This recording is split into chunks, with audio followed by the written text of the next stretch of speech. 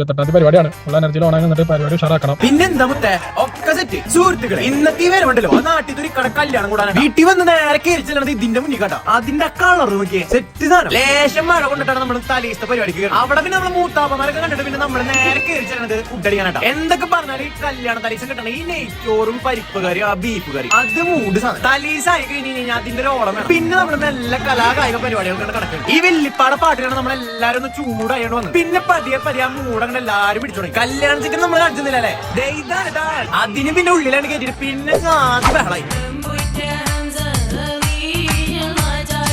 എല്ലാതും ഒതുങ്ങിയ ശേഷം കല്യാണ ചെക്കൻ ഒരു പൂതി പെണ്ണിനാണ് കാണണം. നമ്മൾ പിന്നെ നിരുത്സാഹപ്പെടുത്താൻ പാടില്ല. എന്നാൽ പിന്നെ വണ്ടി പെണ്ണിന്റെ വീട്ടിൽ എടുക്കാൻ എല്ലാവരും കൂടി തീരുമാനം. വണ്ടിത്തെ പാട്ടൊക്കെ ഓണാക്കി കഴിഞ്ഞാൽ പിന്നെ കട്ടുകളിയാണല്ലോ. കല്യാണ പെണ്ണിന്റെ വീട്ടിലത്തെ പരിപാടികളൊക്കെ ഒന്ന് ഒതുങ്ങി നിൽക്കുന്ന ടൈമായിരുന്നു. ഒച്ചയും വേണം ഇല്ലാണ്ട് നമുക്ക് വരവറിയിക്കാൻ പറ്റില്ല. അങ്ങനെ പിന്നെ ചെക്കൻ ആ പെണ്ണിനെ കാണാനുള്ള പൂതിയാണ് തീർത്തു കൊടുത്തു. അതിനിപ്പോ ഒരു കുറവുണ്ടാകും. നാളെയും പരിപാടികളാണ്. അതുകൊണ്ട് പിന്നെ അധികം വൈകാണ്ട് നമ്മൾ അവിടെ തിരിച്ചില്ല. ബാക്കി നാളെ